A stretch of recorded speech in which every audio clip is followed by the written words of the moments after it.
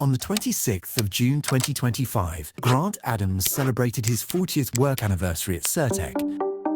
It does make me proud of what we've achieved together and how we turned the business around. A milestone that brought together people from across the manufacturing sector to mark the occasion. A couple of weeks later, we sat down with Grant to reflect on his career. What followed were raw, unfiltered answers that might inspire your own career.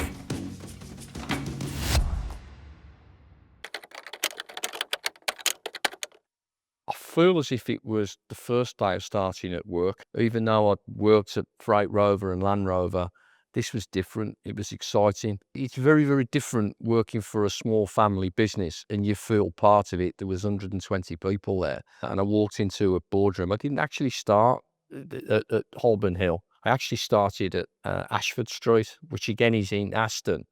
And you had to go up the stairs and it was a small office. And then at the end of of that office was Harry Mosdale's boardroom, and I always remember that there was a big one of these back in a proper 70s back in the Globe, and you opened it up and there was all the drinks cabinet in there. But it got a polished wooden office, and it's just very, very different. I felt I was on the start of something that I said this in the speech on the 40th. I've said all that, I would have believed you. You've heard a lot today about Cirtec, and it is a special company. And that's what I believed about Cirtec. I was really, really excited. Couldn't wait to get in. It's almost like first time I played football for the school team.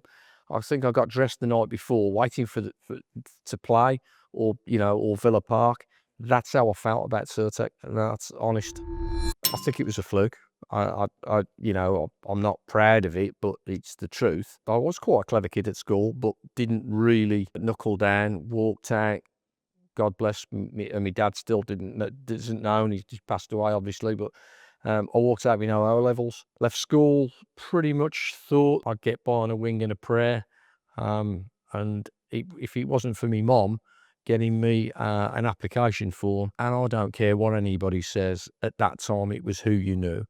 I don't think I was particularly going to set the world alight as the best. So I started my apprenticeship as a craft apprentice. Some of my colleagues, some of my mates now, the Pete Denny's and the Joe O'Shea's of this world, who are still my mates today, always said that I was probably the worst craft apprentice they'd ever come across. So that's a great accolade. And I know that got mentioned at the 40th a few times. We're not quite sure how he passed the practical assessment when he was doing his apprenticeship, as he can't even change a plug. I enjoyed working with people. I enjoyed the buzz of a track, how a Sherpa van at the time was being built. It just got me. And that was automotive. I then went to see Land Rovers get built, Allegros get built. I'll say Allegro because I had one. The day the Mini Metro was being built at Longbridge. It was exciting how it started off. It starts off with a sheet of metal in a press shop. And the good thing at Common Lane at the time about automotive is that I could watch it going all the way through to a press shop to actually going on the tracks and they're putting the wheels on. Always fascinated me. And for a time during my apprenticeship, what people may not be aware of is that I worked on the track as a trainee foreman. So I used to wear the white coat, used to get loads of stick off people on the track because I was a bit of a flash even then. And there he was, 18, 19 years of age, and I got a white coat on. But this time I'd come away from it being a craft apprentice and I'd moved into a business apprenticeship. But yeah, I mean, I literally did. I fell into it, but then he got hold of me. You'd be surprised, not that different. Now, you maybe not believe me when I say that. It might be a little bit more. I mean, look at this. It's a lot more glitzy. We do things in a less labour-intensive way. There's more machine capability. There's more refinement. But basically, it's still the same. There's still the frustrations of the red tape. There's still the frustrations of dealing with customers and suppliers, trying to negotiate the best deals and being competitive and being told you're not competitive enough and there's somebody more competitive and trying to do things better. So I don't actually think it's that much different but it's more refined. I did that when I was at Freight Rover, when I was an apprentice, and I was earning poor money in my mind because I was money motivated.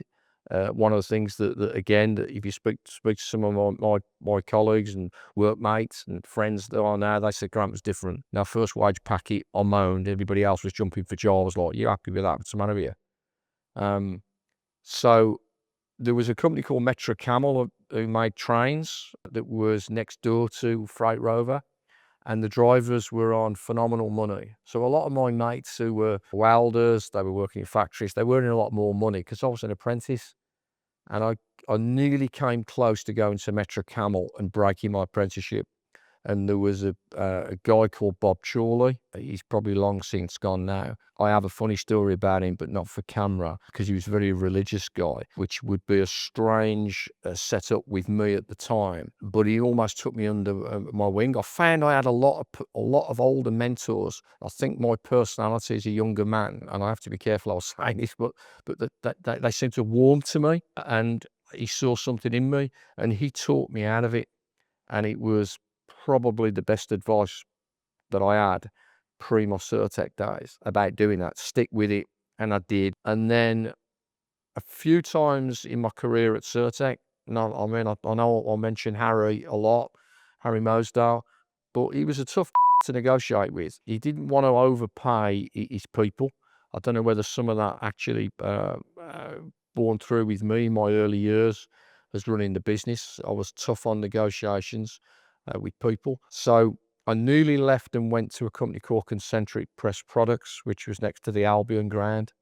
Got to the point that they'd offered me the job, went back to see Graham, not Harry, and said, "Look, I'm thinking about leaving. Your dad won't pay me the rate." He said, "Do not tell my dad you've accepted the job, because if he thinks you've shook on a deal, he won't go back on it." I hadn't shook on the deal, and I took that advice from Graham, went back to see Harry, and then within 12 months of that, he kept his promise that he'd made originally, and I was made a director at Certec. And a bit later on, I got headhunted from a company to go and work in the States, believe it or not. A very lucrative offer, but again, good advice from somebody else who said, if you take your daughter out at that age, she would have been about 15, 16. It would have been a problem for her then at that stage of her life. It was Pete Denny, again, a guy that I started my apprenticeship with, who'd worked in the States, said, if you go out, then your daughter will never want to come back. And I don't think that was the only decision. I think that Certec was still pulling at my heartstrings. So that's the honest 3 times. That's it. So I wouldn't say he was a mentor as such, but I did learn off him about the value of being on time or for work all the time, never missing a day. Was a guy called Jim Jones. So people will know him from back in the day in procurement at Austin Rover, and then he came to Freight Rover. And the only time I will swear, he was an hard. He was absolute. He was 6'3". He was tough. He was relentless in terms of what he expected, and there was no frills. It depends what type of day you got him on. In the 80s, there was lots of companies going into administration, going bankrupt, basically. And then it was always about keeping the track running. And there was a company called Ingle Engineering, which was a small stamper in West Bromwich way. And they went overnight. We did a deal with the receiver, and we had to get the tools out. He couldn't wait, his impatience. And we got a van, and we got some of the vehicles on, some of the tools on the lorry, and then some on the van. The van, I am not joking, and it was me and him in it, was like that. And he saw a different side of me probably than he had before. Because I wouldn't say he was a bully, but he was just relentless. I hope that some of that managed to not stay with me, the way to treat people, but I was relentless. So that was a mentor, maybe not in all the right way, But people I would go to if I had a problem would be certainly my best mate, Martin Hughes. So he was a working colleague. Whatever the problem was, we'd grown up since we were 4 years of age. He was, without shadow of a doubt, a mentor to me.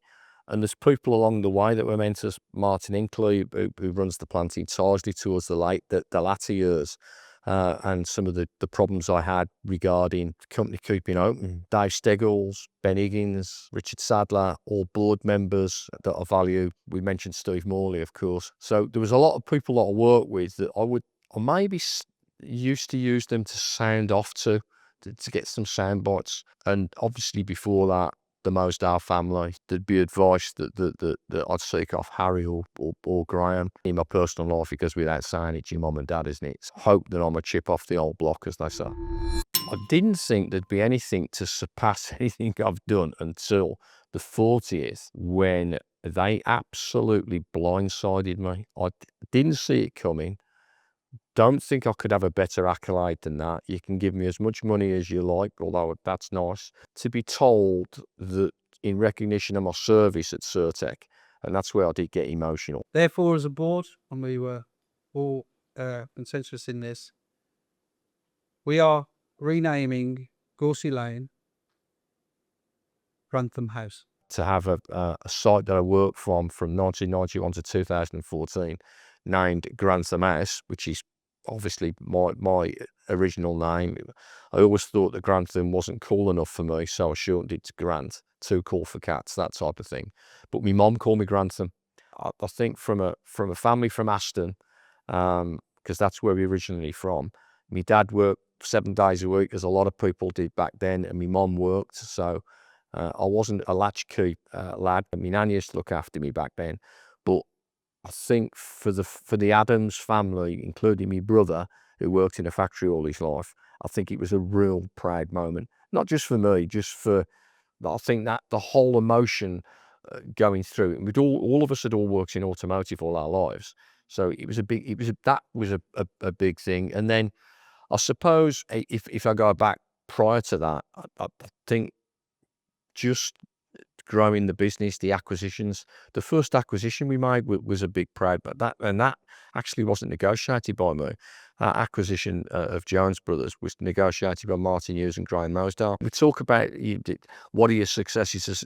The successes for me are the people that have come through the ranks that I've helped in their career and develop. I get that, but it's being here today, withstanding all the stuff that we've been through, is probably going to be the biggest accolade.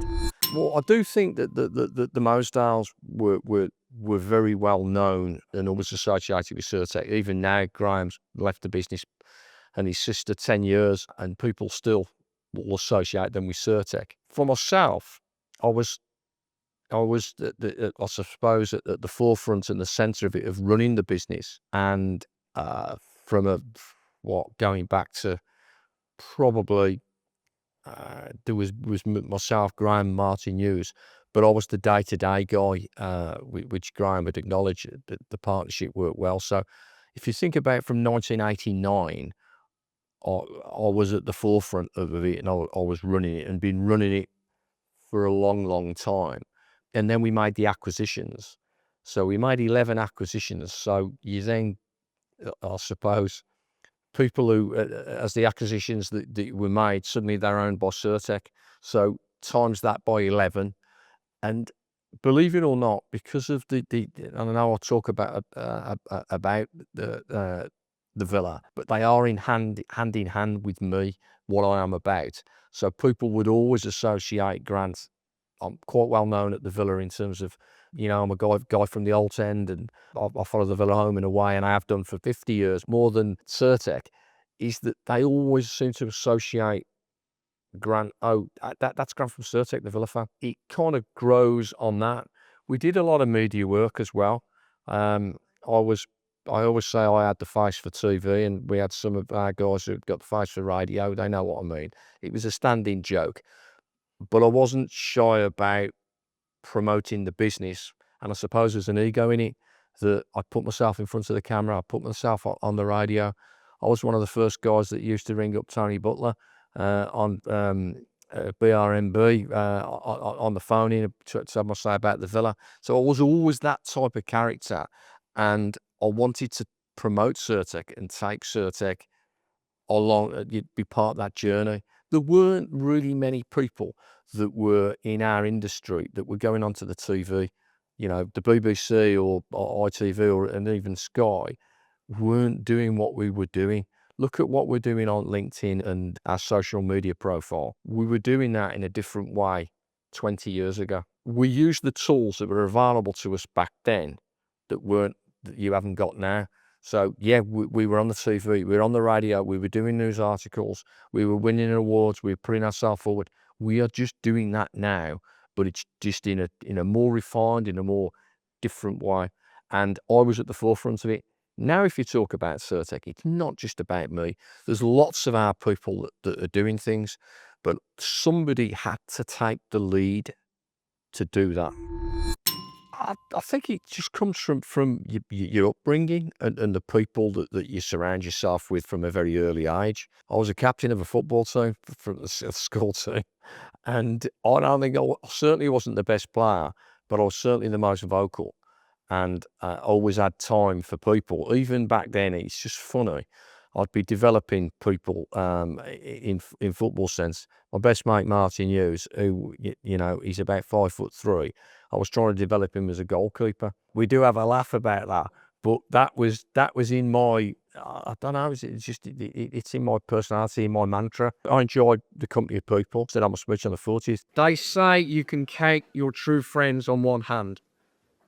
I'm fortunate. I need both hands to count mine, and most are in the room today. Feel really blessed, and that's because you've invested time in people. If you invest time in people, you'll get it back, and that's why people stay loyal to you. And I've got a lot of older friends, but I've also met new friends along the way who I get on really well with, and they've shown me their generosity with their time and their support, and I've gone back the other way. And I said, look, even people who've left Certec, there's a family that's just retired from Certec. People will know them, called the Jones family. They've been with us 30 years. One of the guys, Mark Jones, hasn't had a day off in all of that time. He made sure that he texted me to let me know, Grant, I'm going to take my voluntary redundancy. So that, I think, speaks well of the way we treat people. I've been back in touch with him. I said, look, we'll end up either, I'll take the Jones family out for a meal, or we'll meet up at a Villa game. That's where you talk about investing in people. And it's not just about people who, what can they do for me? That is one of my bugbears, about what can they do for me? I don't need to keep in touch with him anymore, or her anymore. Why? I don't get that. I just really don't get it. I do think there's a difference in the generation. My own daughter looks at me and just can't believe that I could be at a company 40 years. Giving 40 years of your life to something, like, I'm a millennial, and that doesn't exist kind of in my age group to give 40 years.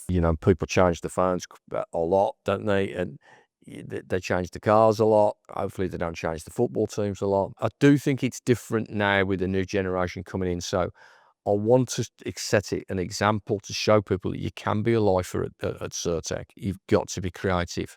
I mean, okay, I'll say business hasn't changed.